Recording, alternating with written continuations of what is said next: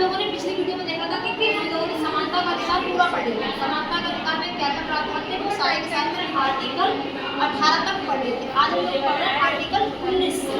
सबसे पहले इन्होंने उसमें क्या बोला है कि हमको क्या देना है, अभिव्यक्ति की स्वतंत्रता।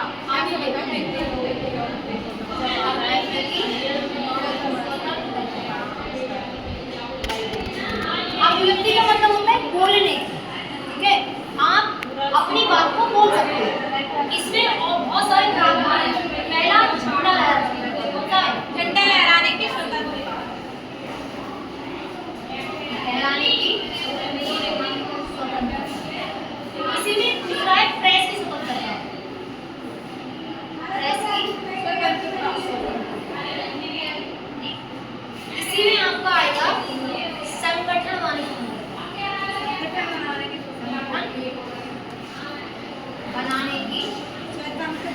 स्वतंत्रता। इसी में आएगा आपका शांतिपूर्वक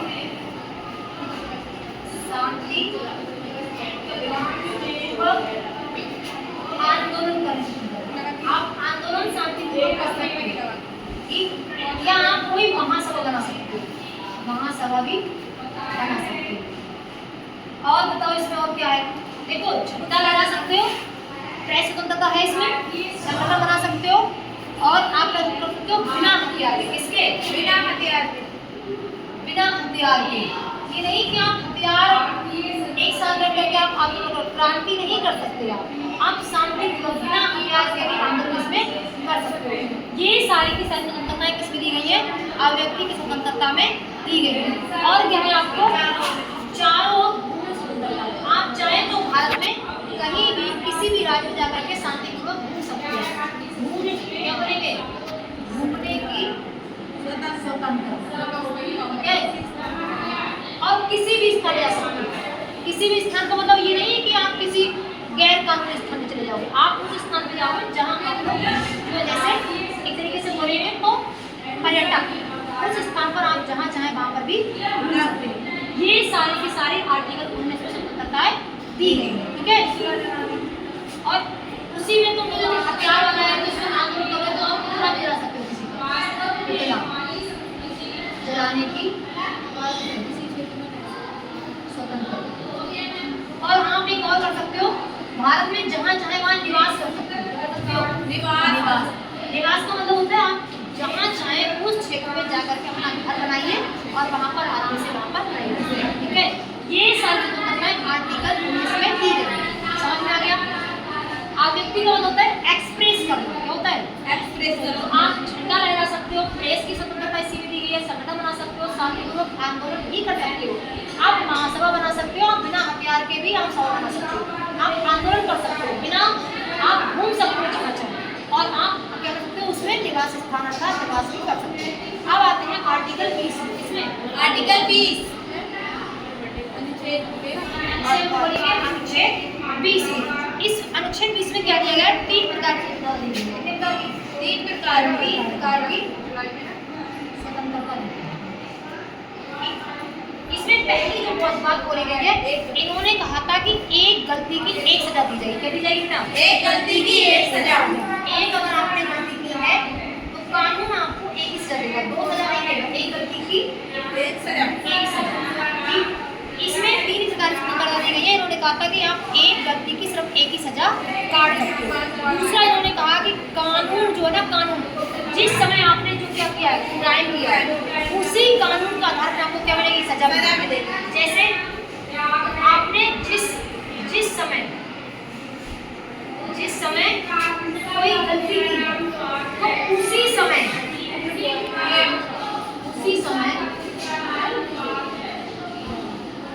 के कानून के अनुसार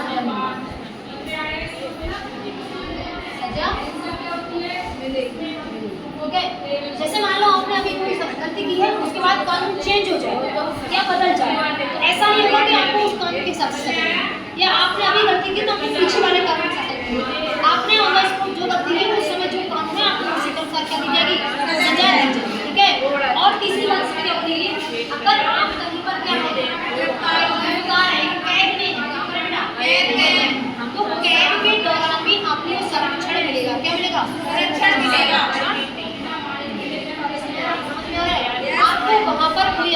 गलत व्यवहार या व्यवहार नहीं कर सकता। ये 3 प्रकार की जरूरत आर्टिकल 19 में दी गई है। अब देखते हैं आर्टिकल 19। आर्टिकल 21 में क्या बोला गया? आर्टिकल 21 में बोला गया है प्राण एवं दहेज, प्राण एवं दहेज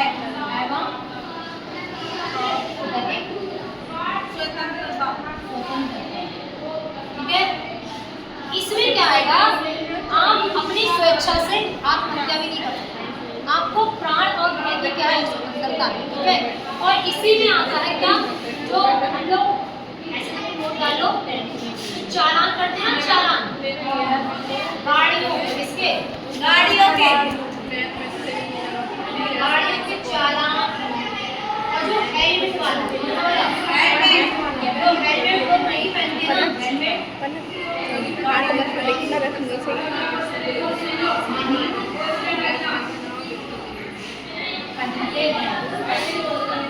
उनके ऊपर आर्टिकल 21 लग जाता है। कौन सा लग जाता है? आर्टिकल 21।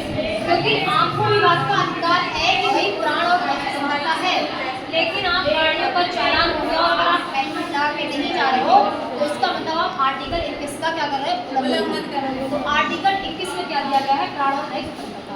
इसमें 21 एक संविधान जोड़ा गया। 21 अनुच्छेद जोड़ा गया। क्या किया गया है? ये 2002 में जोड़ा गया। 2002 में, और 2002 में संविधान संशोधन जो हुआ वो 86 86वां संविधान संशोधन जो है की बात बोली गई। इसमें आर्टिकल बनाया गया 21A। वो कौन सा जोड़ा गया? सरकार ने सर्व शिक्षा अभियान चलाया, उस अभियान के तहत उन्होंने आर्टिकल 21 से जोड़ा गया संविधान में, संविधान से 86 2002। इसमें 6 से 14 वर्ष होते हैं। 6 से 14 वर्ष तक के बच्चों को निःशुल्क शिक्षा का अधिकार दिया गया। निःशुल्क शिक्षा का अधिकार। पहले क्या था? बच्चों को माता पिता या संरक्षक या उनके अभिभावक पढ़ाना नहीं चाहते। ठीक है, गरीब माँ बाप बच्चे को पढ़ाएंगे या उनका पेट भर के उन्हें खिलाएंगे। तो उनका कहना था कि हमारे बच्चे क्या पढ़ेंगे नहीं, वो क्या करेंगे? काम करेंगे, व्यवसाय करेंगे। उस दौरान भारत की शिक्षा की स्थिति बहुत खराब थी और इसको बढ़ाने के लिए सर्व शिक्षा अभियान चला गया 2000। कहाँ चला गया? 2000। लेकिन आया स्ट्रिक्टली कब फॉलो किया गया? 2002 में। और इसके तहत 86 इसको क्या कहते हैं? 21 आर्टिकल में डाल दिया गया 21A में, और ये कहा गया अगर कोई माता पिता या संरक्षक अगर उसको शिक्षा नहीं दे रहे हैं तो उसका मतलब उसका 21 आर्टिकल क्या होगा? उल्लंघन। और इसीलिए 6 से 14 वर्ष तक के बच्चों को निःशुल्क शिक्षा का प्रावधान किया गया, और प्रावधान करने के दौरान उस बच्चे को शिक्षा लेने कहा जाएगा, वो आराम से गवर्नमेंट स्कूल जाएगा। ये किसमें जोड़ा गया? ये 21A में जोड़ा गया। देखो 21 अलग है और 21 अलग है, समझ में आ गया? 21 में स्वतंत्रता है और 21 में 6 से 14 वर्ष तक के बच्चों को निःशुल्क शिक्षा का प्रावधान। ठीक है, अब आते हैं आर्टिकल 22। आर्टिकल 22 में इसमें भी क्या दिया गया? इसमें 3 प्रकार की स्वतंत्रता है। क्या बता? 3 प्रकार की स्वतंत्रता।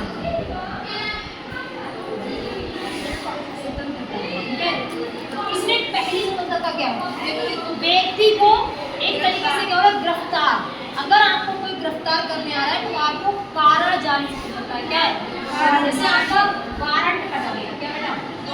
वारंट या कोई गिरफ्तार करने आ रहा है,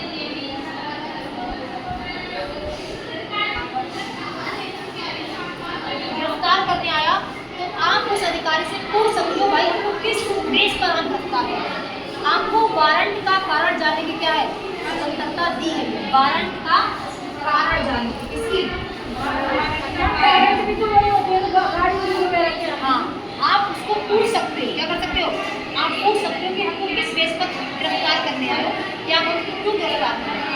दूसरा इन्होंने बोला है 24 घंटे में अगर आपको गिरफ्तार कर लिया गया तो 24 घंटे के अंदर आपको न्यायालय में प्रस्तुत किया जाएगा। कहाँ प्रस्तुत किया जाएगा? न्यायालय में।